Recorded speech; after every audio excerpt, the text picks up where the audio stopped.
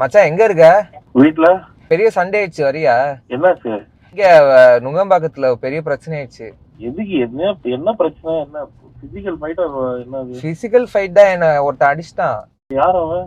மச்சான் இரு, இது இன்டர்வியூ போயிட்டு இருக்கு. மச்சான் காமெடி பண்ணாதீங்க, சீரியஸா. சும்மா இருங்க. சரி ப்ரோ.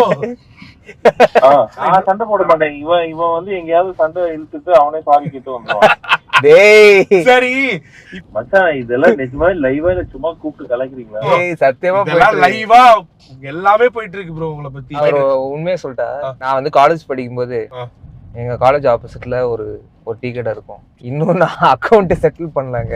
காளிதாஸுக்கு கடனா? உங்களை கூட்டிட்டு போய் அந்த அக்கௌண்ட் செட்டில் பண்ண வைக்கணும். அதான் இப்ப மேட்ரு. கூட்டிட்டு போயிட்டு அக்கௌண்ட் செட்டில். ஆமா, நீங்க தானே இன்டர்வியூன்னு சொல்லி வந்தீங்க. நீங்க காலேஜ் டேஸ்ல இருந்து இப்போ வரைக்கும் அப்படின்னா அப்ப லட்சம் தாண்டி இருக்குமே?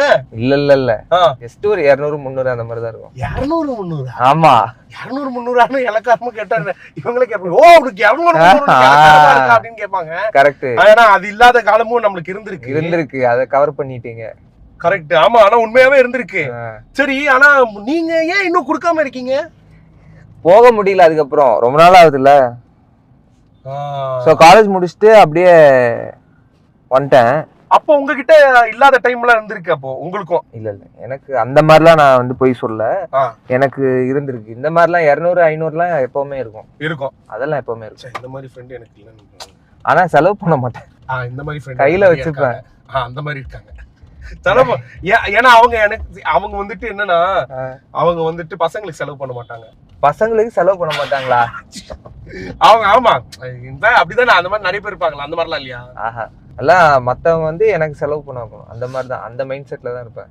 ஆனா யாரும் எனக்கு வந்துட்டு அகிலேஷ் தெரியும்ல? ஆமா, அகிலேஷ் ப்ரோ. அவன் வந்து வீடு பாய்ஸ் கார்டன்ல இருக்கு அவனுக்கு. நான் ஒரு நாள் கேட்டேன், மச்சான் எனக்கு ஒரு 10 ரூபாய்க்கு பிரெட் ஆம்லெட் வாங்கி கொடுறா அப்படின்னு. 10 இல்ல 20 ரூபாய்க்கு பிரெட் ஆம்லெட் வாங்கி கொடு. அவன் சொன்னான், எங்க அப்பா கஷ்டத்துல இருக்காரு மச்சான் அப்படின்னாரு. சோ என் ஃப்ரெண்ட்ஸ் எல்லாருமே இப்படிதான் இருப்பாங்க. நல்ல ஃப்ரெண்ட்ஸ். ஆனா உங்களுக்கு அவங்க அப்பா வந்து அவ்வளவு பெரிய வீடு கட்டி வச்சிருக்காங்க பாய்ஸ் கார்டன்ல.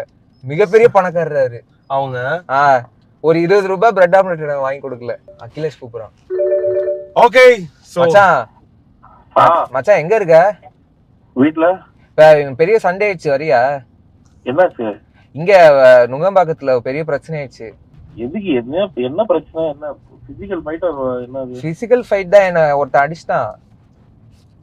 யார் அவன்? மச்சான் இரு, இது இன்டர்வியூ போயிட்டு இருக்கு. நான் சண்டை போட மாட்டேன். இவன் வந்து எங்கேயாவது சண்டை இழுத்துட்டு அவனே சாரி கேட்டு வந்துடுவான். டேய் சரி, இப்போ எங்க தெரியுமா போயிட்டு இருக்கோம் நாங்க? எங்க போறீங்க? காளிதாஸ் ஜெயராம் அவர்களோட கடனை வந்துட்டு அடைக்க போறோம். ஓ, அந்த பிரெட் ஆம்லெட். ஆமா, சூப்பர். சார் ப்ரோ, எவ்வளவு ப்ரோ பாக்கி பேலன்ஸ் இருக்கு? பேலன்ஸ் நிறையவே இருக்கு. ஆனா அவருக்கு எவ்வளவு ஞாபகம் இருக்கோ அதான் பேலன்ஸ்.